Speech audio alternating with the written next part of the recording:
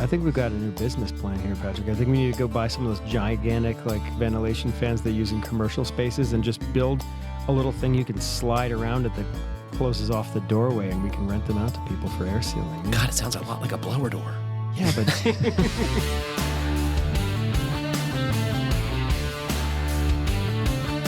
Welcome to the Fine Home Building Podcast, our weekly discussion of building, remodeling, and design topics aimed at anybody who cares deeply about the craft and science of working on houses. This is Senior Editor Patrick McComb. I'm joined by Associate Editor Matt Milham. Hey, Patrick. Nice to see you, Matt. And Rob Watzak, Digital Brand Manager. Hello. Welcome, Rob. Thanks. Please email us your questions at fhbpodcast@taunton.com. You can find previous podcasts and check out the show notes at finehomebuilding.com/podcast. Well, gentlemen, thanks for joining me here today. And you sent some photos to me early this morning of what you've been working on in your shop. Yeah, so I think it looked like a mess. It looked like a mess. Yeah, that's my shop. That's actually probably the cleanest my shop has ever been. I've been in major purge mode. Do you trip on stuff? Oh, yeah. Yeah, okay. All the time. No, but I'm in the process of... So, for anybody who doesn't already know, I'm a bit of I wouldn't say a hoarder. Pack rat? Pack rat, yeah. Because it's not like a psychological problem. Well, maybe it is, but... That's what they all say. I don't know, you got to count the number of bench grinders up there that you decide. Yeah, each one has a purpose. I got the wire wheel, I got disc sanders, whatever. But, so... metalworking. I wasn't done picking apart your shop. Well, let me just start. So basically, I've got this little barn in my backyard that I rebuilt. It's the foundation's this old limestone and concrete foundation from the late 1800s, probably. And I've always part of the reason why I bought this property is because of this barn. Because I do blacksmithing and other metalworking. It's been switches back and forth between a hobby and a side job. And I just haven't been out there in a while, but I got a commission to do a table base that looks like a tree. So it's like branches made out of forged pieces of pipe of different diameters. With leaves, or just the branches like a winter? It'll just look like a trunk with big heavy roots and big limbs that separate as they go to the top and the bottom, sort of like an hourglass shape. Cool. And the branches the trunk will probably be about 4 or 5 inches in diameter, maybe a little bit more, and then we should tell people. So you're taking bar stock and you're forging it into these tapered shapes and bending them with a forge, a gas forge. Yeah, I've got a propane forge. It looks like a little toaster oven that gets up to about 3,000 degrees. And is it loud? It sounds like kind of like that weed burner thing. You know those those propane weed burners, those that look like a big jet engine. Yeah. Yeah, I mean it's noisy and I have to have the doors wide open, so it's not I can't really heat my workshop when I'm doing this stuff, but it pretty much heats it for me. Is it you have to close the doors because of the combustion gases? It just it's just too hot. It just uses up all the oxygen in the room very quickly. Even what? That thing is cranking. I mean, it gets it uses so much propane that the regulator freezes up on me if I'm not careful. So, wow. But basically, fun hobby, right? Yeah, I need to find new hobbies like that. Yeah, my next project is to build a power hammer because I'm in my mid 40s now, and then hammering on pipes for hours at a time is pretty exhausting. I can tell one side of your chest is bigger than the other today. Yeah, but so I mean, I know this isn't really house related, but we talk about workshops a lot, and as you pointed out, Patrick, my shop is pretty damn full of all kinds of stuff, and that's pretty thin right now. It's pretty empty. So my goal is to just get most of it out of there. I mean, I have a little storage space outside of the barn where I'll keep the stuff I definitely want to keep, but I've realized that having too much junk, even if it's useful junk, is just a detriment to actually doing any meaningful work at all. I totally agree, but you guys know as good as well as anyone that creative people who do stuff with their hands have to have the things that they're doing, right? So I watch these gearhead shows on cable TV, and these guys all have like outbuildings full of junk cars and parts and stuff. Like, you're a metalsmith, so you got to have stuff. Oh yeah, I mean, if you went outside the back of that barn right now, there's a pile of scrap metal about 3 feet high and about 5 feet wide and 10 feet long. I bet your neighbors love you. Well, it's carved into a little hollow that nobody can see it. So I would love to have a separate building because honestly, I do get rid of a lot of things that I know that I could use. And sure enough, it's just like like the carpenter who throws out the scrap wood. Yeah. As soon as you throw that piece of wood out, you need it.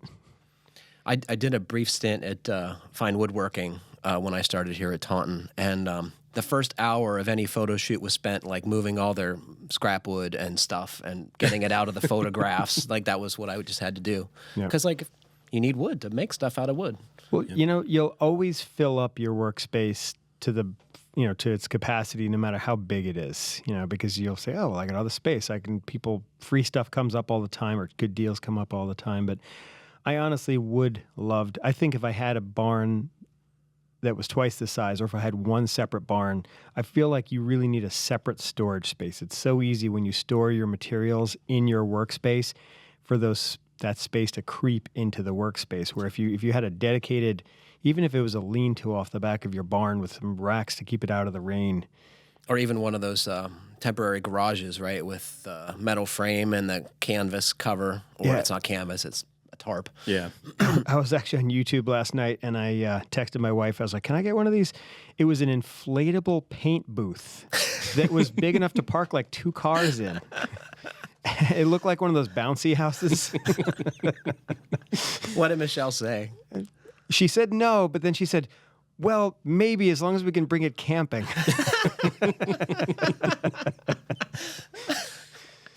That's hilarious. Yeah. So what did this thing cost? It was like direct from China through one of those like Alibaba websites for like $1,000. I don't know how you controlled yourself. I would have had to get it. Nope. Nope. No. What's your story? What have you been doing? Working. Working a little bit. Working on that workbench. We can talk about it the next time. I didn't bring any pictures. That's fine. Yeah. I don't really have much to share either, but I did find a interesting news tidbit here.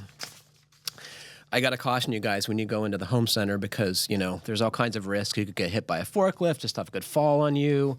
You could get run into by children, but you probably are not going to expect to get into a fist fight with an employee there. But that's what. Have you been to the Home Depot in New Milford lately? This involves a lawsuit. Massachusetts man is suing Lowe's because he got into a scuffle with an employee there over a bag of grout. As happens. At least it wasn't something silly like batteries or work gloves or something like that. Right, yeah. Yeah. So apparently what happened is this gentleman goes in there and he's buying some stuff and he goes to the grout section of Lowe's in, where is it in Massachusetts? Marblehead. And he's looking at the grout, and apparently this guy comes up to him and asks him if he can help. His name was Ahmed Hassan, is the Lowe's employee who was talking to Ivan Timev. And when Mr. Timev, who's a self-employed contractor, asked the Lowe's employee about sanded versus unsanded grout, this guy gave him an answer that was clear he didn't know anything what he was talking about. So I can't imagine that, right? So Mr. Timev said, if you don't know, you shouldn't say anything, right? It's Just say I don't know. I don't know, or learn. Right. So he told this to the guy and asked the employee his name. He wasn't wearing his Lowe's apron or his name tag. And the guy said, well, what are you going to do about it? And then I hit him with a broom. Yeah, I think people need to chill out a little bit. So, I don't know exactly what happened here. I don't know if the guy who came in to the Lowe's store was provoking this employee or, you never know. Because this is Massachusetts and people seem to have a shorter fuse, maybe. Yeah. I'm from New York, and I remember driving through Boston when I was probably like 21 or something like that with my New York plated car. I drove past Fenway, and I guess a game had just ended, and some people were just like banging on my car. I don't even like the Yankees. I don't like baseball, period. I don't watch it. I spent some time in Boston, and I love the city, but people seem a little uptight. That's all I can say. Yeah. So be careful when you go to Home Depot, or you might get hit with a broom handle. Or Lowe's. Excuse me, Lowe's. Lowe's. Yeah. God, we're going to get letters from Home Depot, aren't we? Not Home Depot, Lowe's. Yes. Well, Go. it's not like Lowe's or Home Depot actually had anything to do with this. No. But this guy's suing Lowe's because of this incident, and you might imagine apparently he's still unable to work. So, I know this is serious, man. I think we all need to just chill out a little bit. I mean, I was listening to some podcast the other day. Some guy was giving some tips on like relaxation or something like that. And he was like, you know how when you're sitting at a light and you think, you're sort of willing the light to turn green faster because you're in a hurry. And he's like, isn't it awesome when you can do it though? He's like, how many times has that actually worked for you? And it's like when you sort of just like realize that those moments when you're got that short fuse and you have to be somewhere and there's absolutely nothing you can do about it, that the best thing you can do is just nothing and not. I'm usually too far into that point to go back.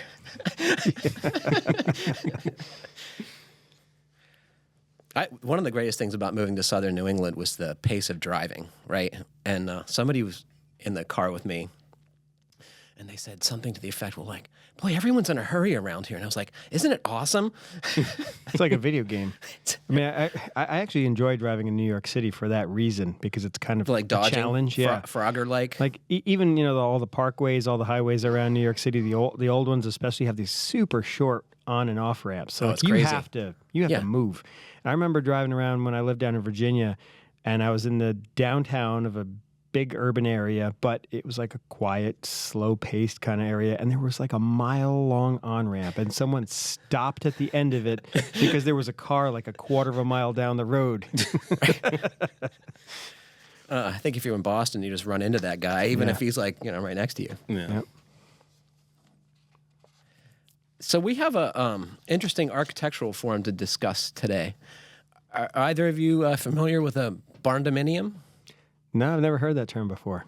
I mean, I guess I know what it is after looking at the pictures. Yeah, but did you know what a Barndominium is? No idea. First time I've heard of it. The first time I was introduced to this was on Green Building Advisor, where somebody wrote in about their Barndominium, and of course we all were like, what exactly is a Barndominium? But it is a pole building, big space, right?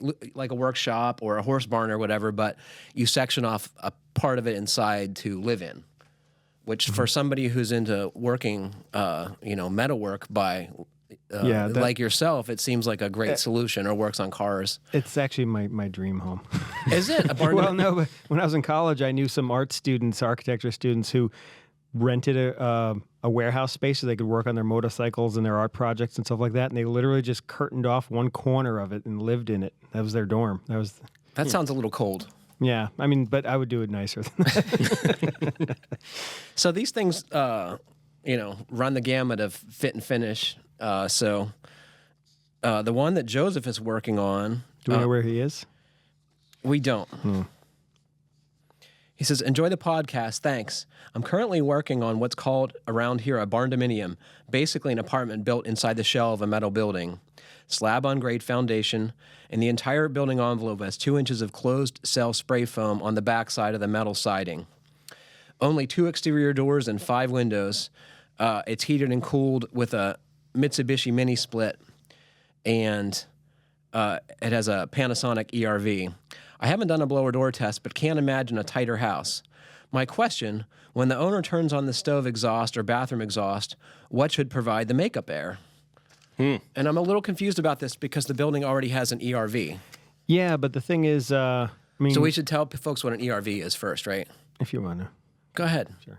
I'm not sure. Okay, so ERV or HRV, it's one is an energy recovery ventilation system, and the other one's a heat recovery ventilation system. The ERVs have the added benefit of being able to transfer moisture through a membrane so that you don't dry out the building by exhausting your air into the cold outdoor air. And one is more appropriate for a heating climate, and one is more appropriate for a cooling climate, right? So you want to use, generally speaking, an ERV in a cooling climate and an HRV in a heating climate. Yep. And now, so basically what this is it's a box with some sort of heating element where you get two streams of air crossing very close together so that they can transfer heat across them. And one has an intake fan and one has an exhaust fan, so that it's got sensors in there that balance the pressure of air going in and out of the building so that you have balanced, air inside your house. So theoretically, if you turned on the range hood, all of a sudden you're depressurizing the building. It'll boost the flow into the building to make the airflows match. Is that? Yeah, but the thing is, what you got to think about, though, is that these things often are only running, like 100 CFM or less, right? Probably less, yeah. And so some of these fancy new range hoods, especially if you've got a downdraft range hood, can be up to 1,000 CFM or more. Or more, yeah. And so Fantech and there's this Electro Minnesota, or it's Electro MN, are two companies that basically make an additional balancing system. What do they call it? This goes on the ERV? No, it's a separate system. It's a separate thing. Yeah, it's a makeup air system. So basically, whether or not you have an ERV or HRV or not, in a lot of new houses that might be borderline and don't have these dedicated mechanical ventilation systems, this is a good system to have because, especially if how's it work? So it basically, I don't know if it's directly electronically tied to the devices that it's providing makeup air for, or if it just has a sensor for a pressure sensor, but basically it will match, like you were saying, match the air going out. So it is a damper opening or is it a fan pressurizing the house? Yeah, so they typically, I think, they're like automatic air dampers. So it'll have basically a through-wall pipe with a little fan on it, and then a pressure sensor gets mounted onto the exhaust for like the range hood. And then as soon as you turn it on, it basically recognizes the pressure difference and it turns on the makeup air vent. So it opens this damper when the range hood turns on. Yeah, exactly. So it's then it closes to save energy when the range hood is not running. You could conceivably cut a hole in the side of the house, which would do the same thing, but then it would be leaking conditioned air nonstop. Right? Yeah, and I was looking at an older article on Green Building Advisor about, because people with tighter houses, they either have pressurized systems, balanced air systems, exhaust only ventilation systems. The tighter you make your house, the more you have to be concerned about providing fresh air.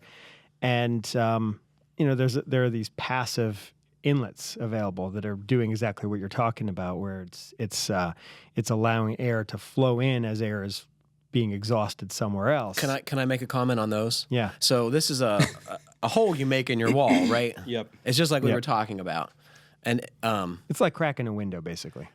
And as Martin Holliday has reported, they don't work. Well, and that's where I was going with that. It's like where they break down is they're garbage. Well, the problem is that, and it's just like anything. Like you think about any system, that's usually a lot more complicated than you think. And a house, every house is unique, every site is unique, and every moment of weather outside is unique. So you've got this passive system that can't deal with the fact that all of a sudden there might be more wind pressure on one side of the house, or that your chimney might draft because of the way the prevailing winds are. So the way I think about this is like, if the house is under negative pressure, it doesn't know to pull the air out of that hole in the wall. It's going to take it from everywhere that there are leaks. So it's right. It's just adding more ventilation air available, but it's not necessarily coming from there. Yeah. Exactly. But they make some of these dampers. I mean, if you're worried about, venting a lot of cold air into the space as makeup air, they do make some of them that have basically heating coils. I think Electro Industries, that company, maybe that was the same one you were talking about. That's for comfort, but it's going to come with an energy penalty. Yeah, exactly. You're going to use a lot of power trying to heat that air as it comes through, because I think it can handle like a 50-degree temperature differential. So if your house is 70, that means it could be 20 out. Yeah. And that's going to take a lot of energy to heat that. Yeah, it's basically running a gigantic toaster. Yes. Yeah, I mean, So do we care about this whole subject in this huge building? Imagine how much air is available in a commercial building. Well, like he said, oh, it just seems like a super tight system, but we don't know how they detailed the plates where they're sitting on the slab. That could potentially be enough makeup air right there if it's not sealed properly. I think the only way to know definitively if you need to worry about this is to do a blower door test. Yeah.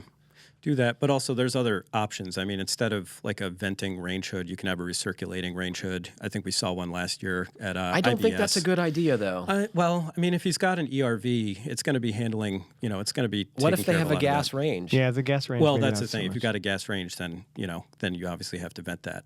But you don't have to get the biggest range hood that you can. And you probably shouldn't. Yeah, but I mean, the code says like if your range hood's 400 CFM or bigger, then You need have this to makeup have air. dedicated makeup air for So that.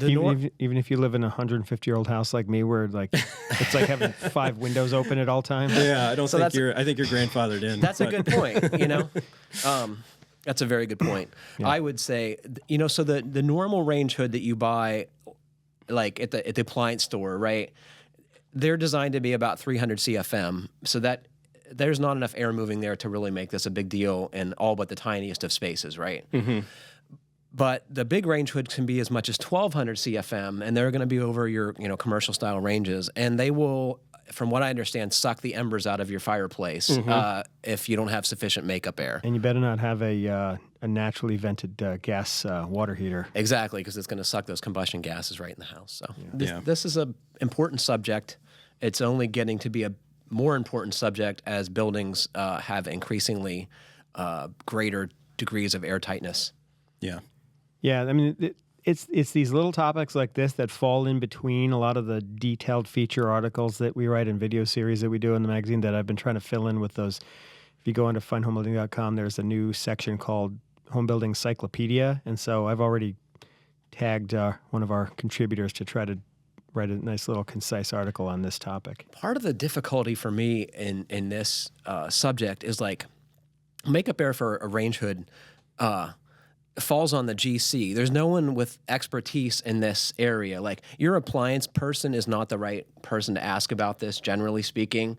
It's not part of the HVAC contract generally, although sometimes it could be. So like you really need to educate yourself about this particular subject. And Yeah. it's the stakes are high. Yeah, I mean, there's some serious health and safety concerns here. And like you said, it really is this weird gray area that like the HVAC guy doesn't care what your appliances are in your kitchen, and that's going And to be... he might have no idea. Yeah, even. that's what I'm saying. It's Yeah. like that stuff comes often later anyway. So it's Yeah. it kind of goes back to the, like when I first started working at Green Building Advisor years ago, one of the things that I was really blown away by is that not necessarily supporting the idea of green building, but the people who are really passionate about getting these details right, that are in that community of architects and builders, they tend to just naturally work together more and have more common interests and common knowledge, and to the point where sometimes they have these charrettes where they have basically I was wondering if you're going to say that word. Yeah, I know.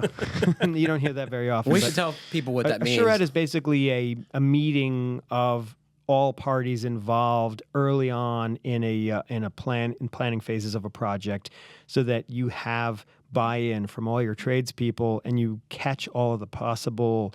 Why don't they just call it a snags. mean? I don't know, because some It sounds fancier in French. because architects don't like simple words. Yeah. Okay. But I mean, it really makes sense. I mean, there's so many as we get more and more complicated systems, especially with all these people getting smart systems, and our appliances are starting to talk to each other, and it's like not everybody needs that stuff, but at a certain point, that's just going to be all naturally part of the way people build their houses. Shoot me now. Yeah, and but I mean, even just the complexity of systems in houses, and the fact that we have to build them tighter, and it's like there's so many more things that affect each other now than there were in the old days. So I don't think complexity is the way to solve problems, I gotta say.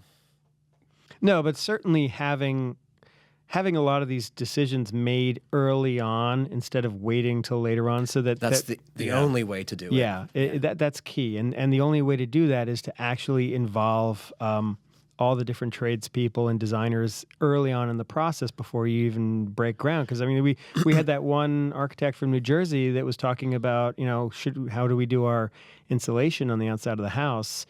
And it's like some of the solutions that we would have possibly suggested would have changed the layout of, the interior space of their house. So it's like those are the kind of things that you need to figure out ahead of time. I'm always amazed on GBA and Green Building Advisor when someone says, our house the shell is all done. Now we're ready to get insulating. How should we do it? It's like, well, this is not the right time to be having this conversation because your options are way more limited. Yeah.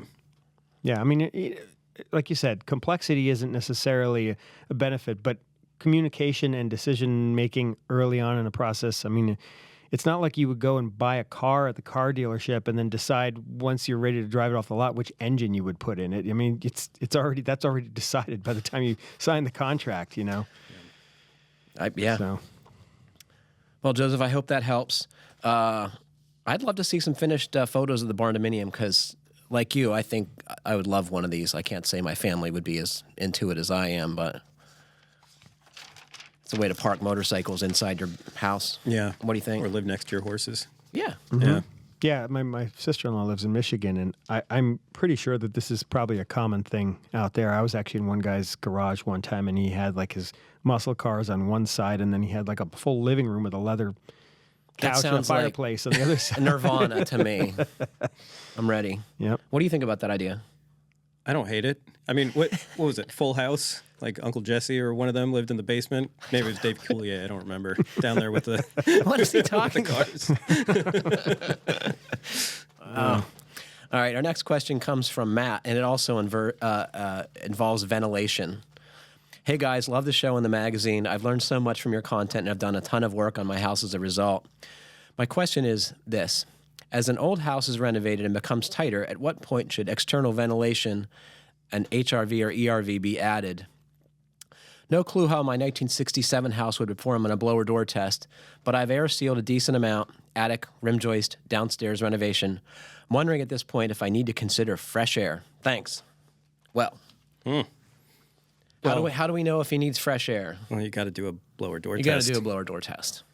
Yeah. I mean, you need to know what your baseline is before you start like adding things that you don't need. Yeah, and if you already have enough natural makeup area, your ERV is not going to work as well anyway, right? Because it's still going to be coming from places you don't necessarily want it to. That thing's going to be running, and there's still going to be random air coming in the house anyway, uncontrolled. So can you rent a blower door test at like the tool corral at Home Depot yet? My hope is that one day you can, but as far as I know, nobody rents them at this point. Yeah, because I've been lucky enough several times. We've had them here at Fine Homebuilding over the years to test out and shoot videos.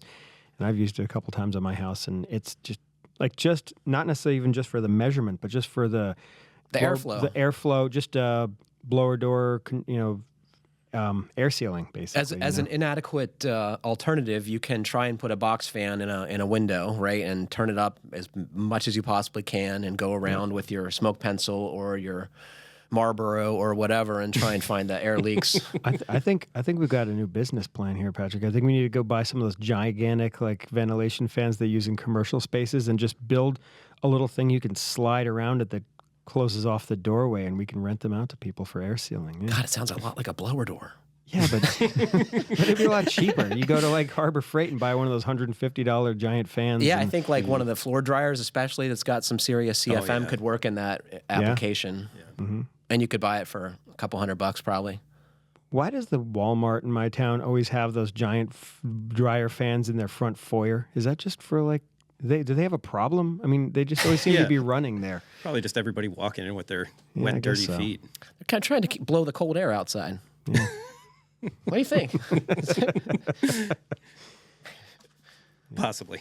My understanding of thermodynamics might be flawed there. Yeah. Okay. But anyway, this guy's question. Okay, so let's. Yeah, so we didn't answer it. No, he needs to do a blower door test. But I mean, we were looking up like the ventilation rates. Yeah, ventilation rates. So there's two. There's the ASHRAE standard, which is what 62.2. Yes, that's my favorite ASHRAE standard ever. Yeah, and the 2018 IRC has a slightly basically they require a little less ventilation than ASHRAE. Should we tell folks what ASHRAE is? I have no idea what it stands American for. Society for Heating. Refrigeration, air conditioning. We have no idea. Yeah. Started out strong though. But you know your a building geek when you have a favorite ASHRAE. Yeah. So the last part is engineers, right? They're the folks who sounds like it. decide. I've got a copy of ASHRAE Fundamentals sitting on my desk right now. I should have brought it up I'm here. guessing it's Could've just heating, read it right off refrigeration, and air conditioning I engineers. think that's what Yeah. it is. Okay. something like that. I'm sure we've. There's a lot of math in there. Yeah. A lot of So calculus. anyway, these folks decide what a healthy amount of fresh air is in your living space, and it's based on the size of your the structure. There are standards for both commercial and residential buildings, and the number of bedrooms in your house, which tells you how many people you are theoretically going to have living there. So, obviously, the bigger the space, the more ventilation you want. That's Yep. but to a degree, right? It's Yeah. not always the case. Because if you had a big space with few bedrooms, you would need less ventilation than you would with a small space with many occupants. Because people breathe. Yeah. But now this is just one organization, and granted, we've sort of adopted this as the rule. But there are different opinions on what the Yeah. actual ventilation standards should be. And if you, It's a row in building science circles. yeah, I mean, if you head over to Building Science Corp's website, buildingscience.com, and look for some articles on ventilation by Joe Stiebrick, you'll find a lot of. It's a interest, contentious issue. for sure. Yes. Yeah. So anyway, ASHRAE, 7.5 CFM per occupant plus 3 CFM for every 100 square foot of occupiable floor area. That's what they want. So how many CFM is that? Depends on the size of your house, but seven cubic feet per minute per occupant. So, I mean, however many people you got in that house. So I have 3. So Yeah. 21. Yeah, plus another 3 CFM for every 100 square feet of occupiable floor area. I can't do that, man. Yeah, so whatever And- you got, and you 2,000 square wonder- feet roughly. And you wonder why a lot of people don't do the proper, heat load calculations. So for, the disagreement amongst this standard is that there's a school of people, including Joe Stiebrick, a noted building scientist, who said that the ventilation rate is too much. You're Yeah. wasting energy because if you bring the air in from the outside to ventilate the space, you also have to heat and cool it, right? So IRC's is a little lower. They still want the 7.5 CFM per person, and then they say plus 1 CFM for every 100 square feet. And this started showing up, we think, in the 2012 IRC. And that's in table 1507.3.31 for those of you who are following with a code book at home. Or you can just go on the website and look at it for free. Yeah. So Yep. So you should have ventilation so people don't get sleepy or poisoned, right? That's why we care about this. yeah. Yeah. Do you have a dedicated ventilation system in your home? No. Do you have a dedicated ventilation system in your home? No, I think I figured out that I have like 1.5 air changes per hour. And Wow. what do they say that it's like 0.35 is what You have 1.5 air changes per hour in That's your crazy. house? You think that's good or bad? That's really That's good. really good. I've been working hard for like Mine is 20 years. Mine is, I think, 5 something. What? And it's Yeah. my 700 square foot house. Mine's 6. Let me check those numbers again then. But Yeah. I know that it's like a Who did your blower door test? fraction I of want what it them to was. do mine. Yeah. It's so much better now. I'll give you their card. So you haven't had like one of those energy audits where they come in and seal up all the cracks and all that stuff in your house done? I got totally scammed on one of those deals. So I had the offer to do that, and I think it was like $200 or $300. And I was like, oh, they're going to do a blower door test. They're going to do some thermography. I'm going to know exactly where to air seal my house. And this guy comes and walks around my house and says, oh, your windows are pretty good. Oh, this isn't bad. Building envelope. He goes into the basement. We need to seal your band joist. And so like $700 later, I got like $50 worth of air sealing work. See, so you paid to get the band joist done I by him? did, and I took advantage of the federal incentives at the time, which were described as cash for cockers, as you may recall that program. Yeah. I'm not making this No, up. I know. It was right around the same time we had the cash for clunkers too, right? Exactly. Yeah. So, I think this $700 amount of work cost me like $300. See, that's really surprising that that's all they did in the audit, because the thing is, It was a joke, Rob. in Connecticut, at least, they get paid. They charge you. It used to be $100, now it's $200, but that's what you pay. And they would get like up to $1,200 based on duct sealing and air sealing from baseline to a certain number they were shooting for. And so what I find most frustrating about my experiences is there was no pre and post test, right? So I didn't know that there was a problem with the work they did, and I don't know that it helped if there was. There's no useful data. Yeah, my energy bills have not changed.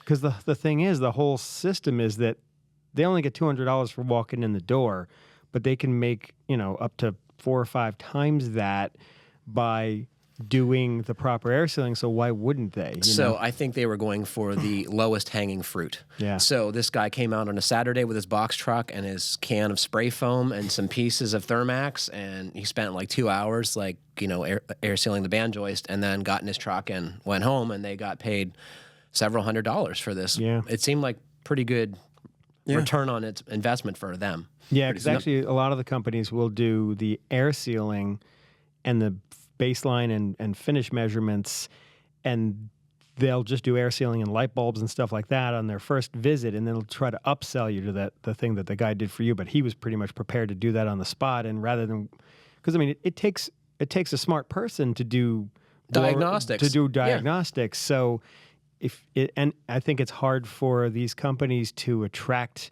people because they don't get paid a ton, and then they have to do all this dirty work and technical work. And you have to know a lot of stuff because the stakes are high. If you seal someone's house up and you create combustion problems, for example, their lives at stake. It is important work. It is serious work. Yeah, if you do get some of these tests done, because it's this state subsidized system in many states like this.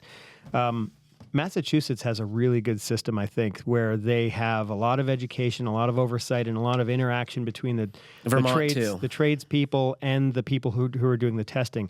Connecticut's a little bit more scattered. It's not bad, but the thing is, you could get somebody who's knows exactly what they're talking about and actually knows something about building science, or you get somebody who knows, they went to a 2-week BPI, Building Performance Institute class, and never really had any idea how technical things work before that, and then end up saying, oh yeah, why don't we insulate this room here and start causing moisture problems in your house. So it's definitely good to go and try to find a reputable company that does that. Yeah. Back to that guy's question real quick though. You don't have to necessarily spend all the money for an HRV or an ERV. What is it? Lunos? Lunos. Yeah, makes these they're basically tiny little HRVs. You got to buy them in a pair, and you put them on either end of the space. So on one side of a room or on the other side of the room. And the cost savings is they don't need any ductwork or anything like that. It's just a hole in the wall with a heat exchanger. A little through wall fan basically with a heat exchanger on it, and it sort of just changes direction every minute or so, and so you recover some of your heat that was vented out. So get the blower door test so you know what kind of air changes you're talking about. I would say that's the first step. And if you're having a good indication of a house that needs more ventilation is moisture condensing on windows. People feel sleepy because if you have too much carbon dioxide, people feel groggy and listless. So, if you don't have any trouble, I would suspect your house is probably not tight enough to worry about. That's a rarity, right? And American housing stock, they're leaky. Yep. Hey, I got a question. Why didn't we mention that Lunos thing when we were talking to the guy with the little workshop? Yeah, that could have been a thing for him too, probably. Yeah.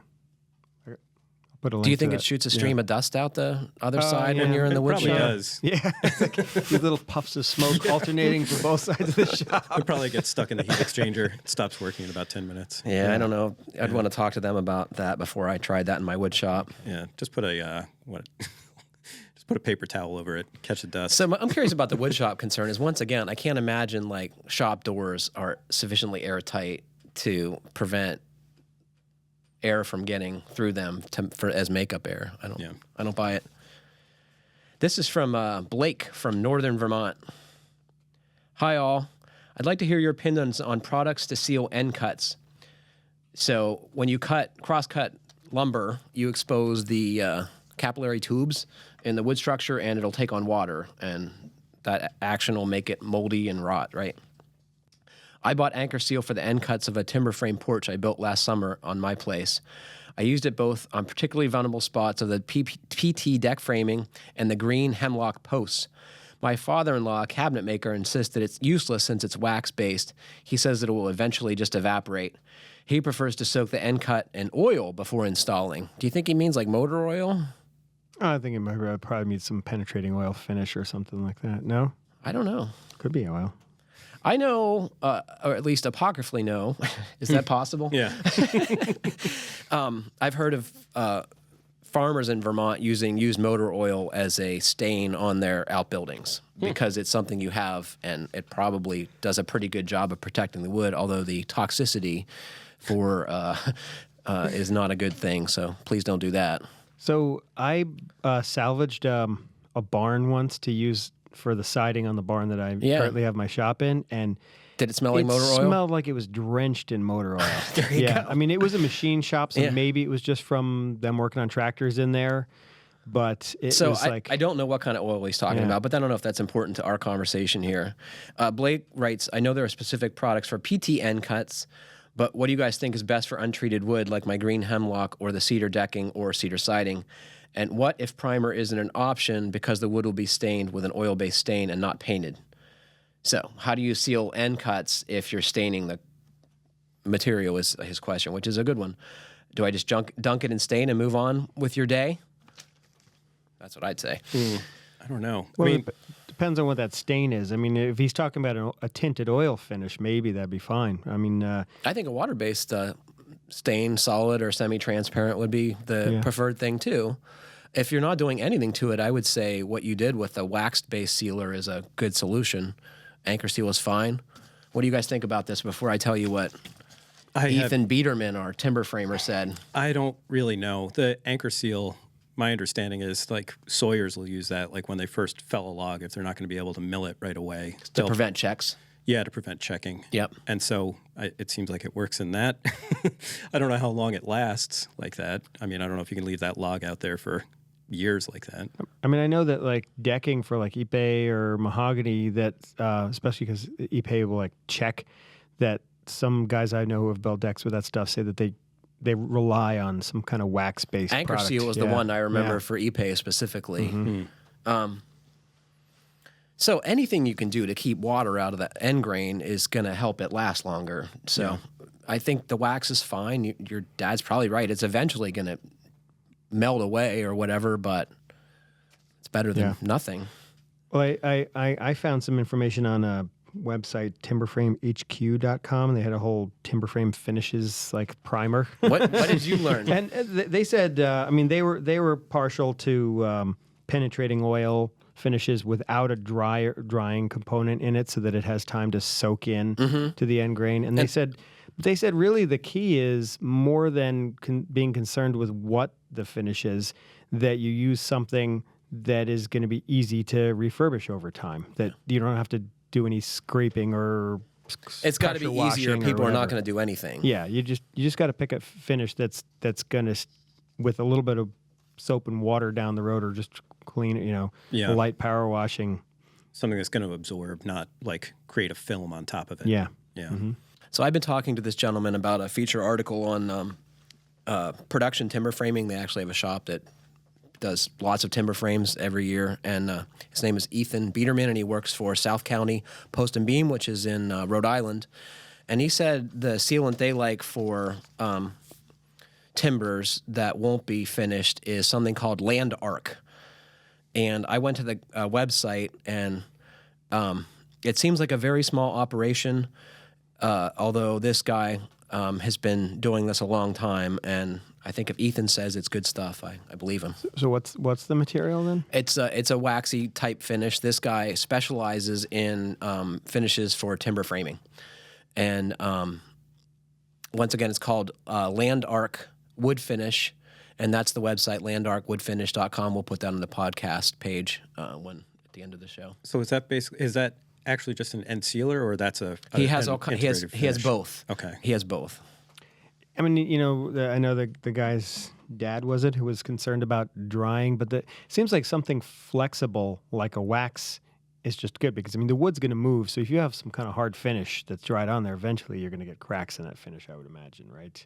So something. And I would say try and build stuff so it naturally sheds water, right? If you can keep the end grain out of the rain and the snow, that's going to be even better. Yeah, that's definitely key. I mean, I built a timber frame pergola out of some oak and locust in my backyard, and one thing I wish I had done, and I think this probably would have made it would have still been standing today, is a lot of times if you've got a flat surface that you're not going to be able to bevel or plane, that you just cap it with copper or zinc sheet metal. Yeah, and run it a little over the end with a bend down so it drips off of there. Mm-hmm. Plus, if you use zinc, it actually has some antimicrobial or sort of almost like pesticide qualities, so that it'll keep anything that might be rotting or molding the wood. The other thing that Ethan said is to use Boracare, which is a borate-based wood preservative, and it's liquid, and borates help prevent decay and insect damage. So, especially if you can let them soak and have that material taken up by the capillary tubes in the wood, it's going to help a lot. And I wouldn't be surprised if you couldn't go online and find some sort of homemade DIY recipes using borax for something like that. I'm sure. There's a guy in New Orleans that I've done articles with, John Davis, who's a restoration carpenter, and he buys these little borate cylinders. Like, they're probably 1/2 inch in diameter, and they come in different lengths, and you drill a hole and then you paint over them, and it slowly releases the borates into the wood to prevent bugs and stuff from eating it, when that's obviously a huge concern in his climate. Yeah, the one of the head of production guys at Hudson Valley Preservation, where Andy Engel's working now, one of our former editors. The guys who run that company are into historic preservation and have lived in and worked on timber frame houses a lot. And one of the guys, that's exactly what he did. I was helping him out working on his house one time, and we just drilled holes like every 6 inches or foot in the sill beams on his house that were sitting right on a dry laid stone foundation, and drilled those little plugs, and they just look like, they look almost like wood pellets. They're these long cylinders that you just jam in there. Blake, send us a photo of your timber framed porch, won't you? Next, we hear from Andrew. Hello, all. I'm considering redoing the roof on my 1946 bungalow with screw-down metal roofing. Metal roofing is not out of place in Plymouth, New Hampshire, so I'm in favor for a few reasons: ease of installation, it's affordable compared to standing seam, and its longevity compared to asphalt shingles. There is one concern, however, of leaking of the metal roof with penetrations, but most houses don't have a problem, and replacing the screws in the next few decades is easier than installing a new roof. So for those of you who aren't familiar, this type of metal roofing is commonly described as an ag panel. They're often 39 inches wide. They provide 3 feet of coverage, and they run from the ridge to the eave, and you attach them to the roof sheathing or purlins with screws right through the metal. And you see this a lot on agricultural buildings, and you see it a ton in northern New England on houses because of its great ability to shed snow. Mm-hmm.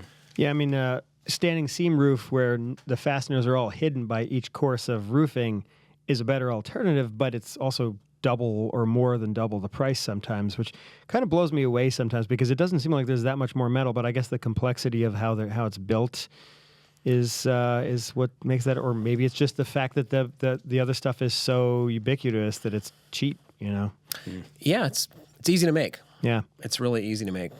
It's my favorite. It's my go-to material. I mean, I would cover just about any outdoor surface with that stuff if I could. Every shed and barn that I've built on my property has that galvanized. I had it on my house in Stowe. Mm-hmm. I love it. I think it looks beautiful, and I also think it's a far superior roof to asphalt shingles for many reasons. Yeah, and it goes up fast, and it's really easy. Not in my case. Really? I had a cross gable roof, which is probably the most complicated thing to do with this kind of metal product, right? Yeah, it certainly is. The more complicated your roof, it becomes a little bit tricky. You get into the same, in your valleys and dormers, you get into the same concerns that this guy is having on his roof. Yeah. And he brings up the point of chimneys, which is a complicated spot with this style of roof. My only hesitation with a metal roof is the chimney flashing. I've watched numerous YouTube videos, and it seems that there are many methods out there, and most rely heavily on sealant at the seams between the roofing and the flashing. Snow could accumulate behind the chimney, and wind-driven precipitation could find its way behind the flashing. It's not, it could, it's going to eventually, right? I had an idea to run ice and water shield vertically on the roof deck near the chimney to add a waterproof barrier, but there will always be a seam near the chimney. Similar to some of you, my pockets and ego cannot deal with hiring a specialist.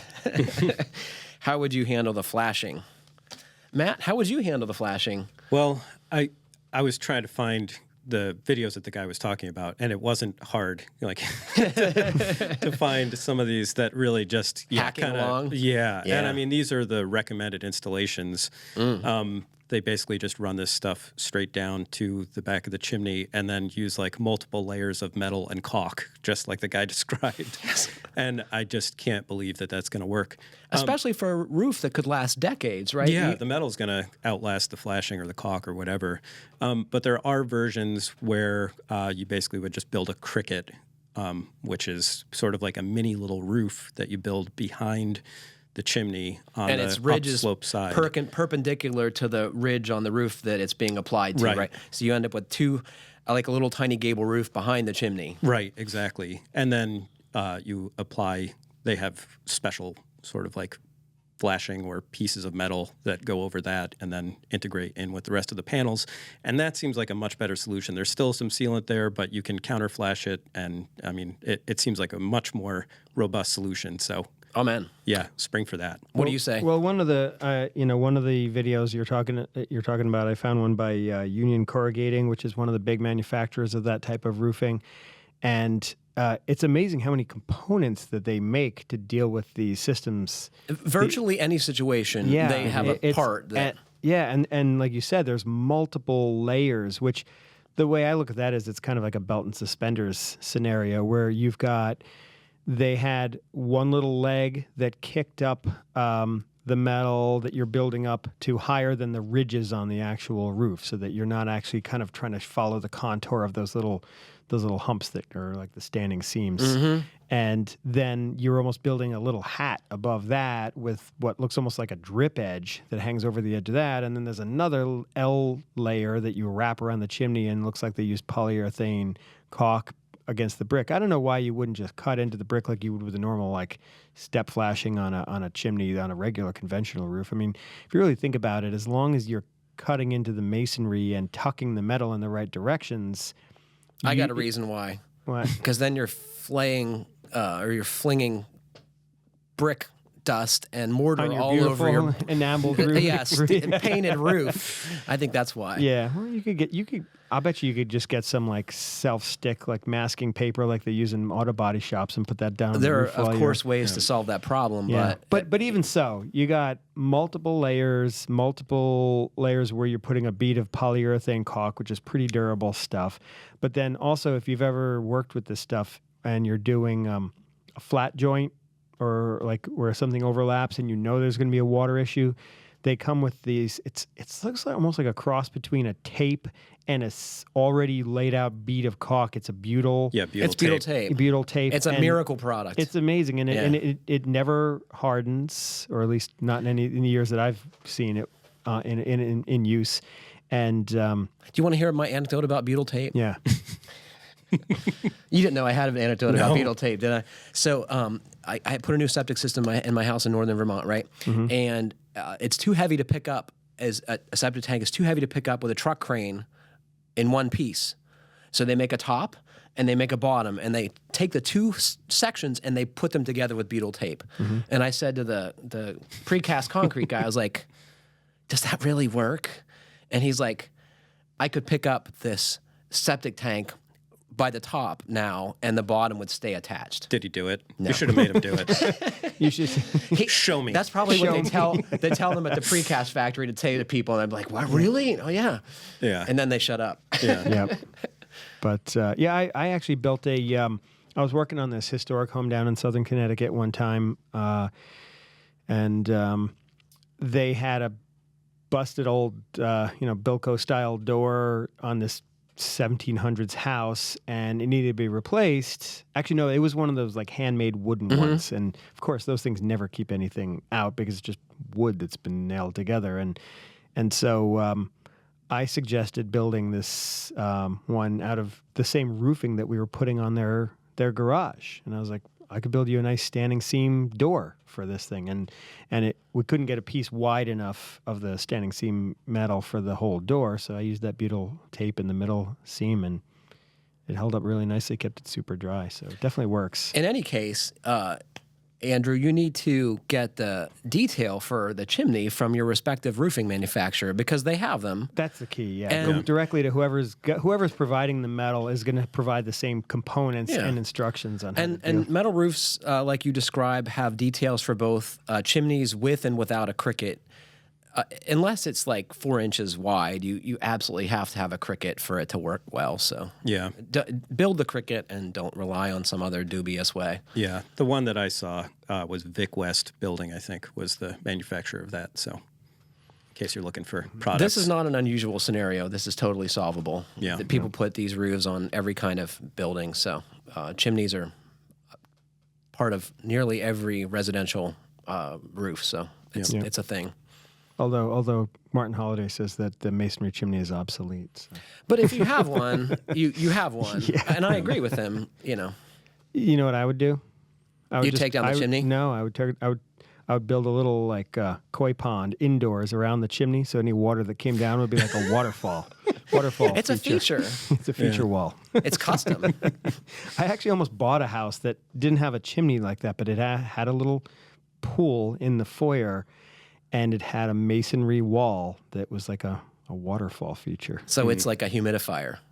Yeah, I guess. This was a house that was built in the 60s by some weird, funky, modern house. And the only reason you think about how weird it is and how kooky this house was. I mean, it should have been a house that was outside of my price range, except for the fact that It had a water feature. well, no, it had a water feature that was actually worse off than that. Someone had drilled a deep well in the neighborhood and tapped into an old iron shaft from an iron mine that was full of arsenic. Gosh. And basically contaminated every single well in the neighborhood, so that everyone had to have water tanks in their lawns to supply their potable water. Oh, that's a crime. Yeah, it wasn't his fault. Nobody knew it was there. It was like a 100-year-old well that was in the hills. And Nobody knew they had an iron mine in their house or in their town.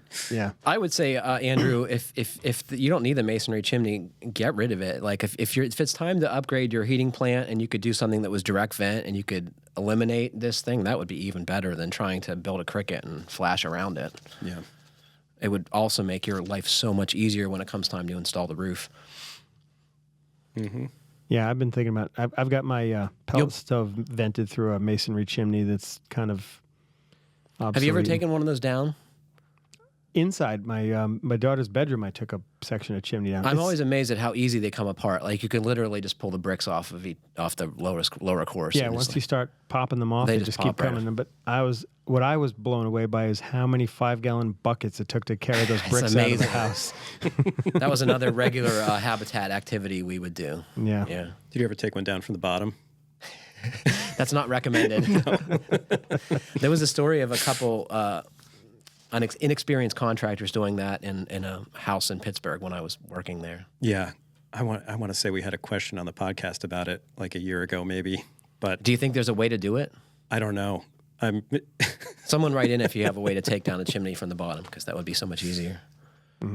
I watched one of those videos and like some guy in England who's like a specialist in knocking down those old masonry silos. I've seen that or too. Yeah. That looks really dangerous. Yeah, it's like they start hammering at like a couple of the bricks at the Yeah, bottom. they just make a hole in it until it falls down. Yeah, was that the one where the silo fell over onto the excavator as No, he I was doing didn't it? I've seen that Yeah, too. that was pretty great. I'm a sucker for that stuff in my Facebook feed. Some horrible gone wrong construction projects. Yeah. It's amazing what people think is actually okay to try to do with those machines. But you can imagine the appeal of taking down a decommissioned concrete silo or a brick smokestack. You could get this huge thing, to swing a wrecking ball at it, or I don't know, like 200-foot tall excavator, if such a thing. Or you could like break a hole in it and let it bring itself down. Yeah. Except sometimes it goes wrong. Right. Yeah. if you're going to do that, take video. That's what I say. Yep. Well, unfortunately, this is all the time we have for today. Thanks to Matt and Rob for joining me, and thanks to all of you for listening. Please remember to send us your questions at fhbpodcast@taunton.com. And please, please, please, please like, comment, or review us however you're listening. It helps other folks find our podcast, and it makes us rich. Did you guys get your checks yet? Shut it. Don't tell Rob. It's in the mail, I'm told. Thank you all. Happy building.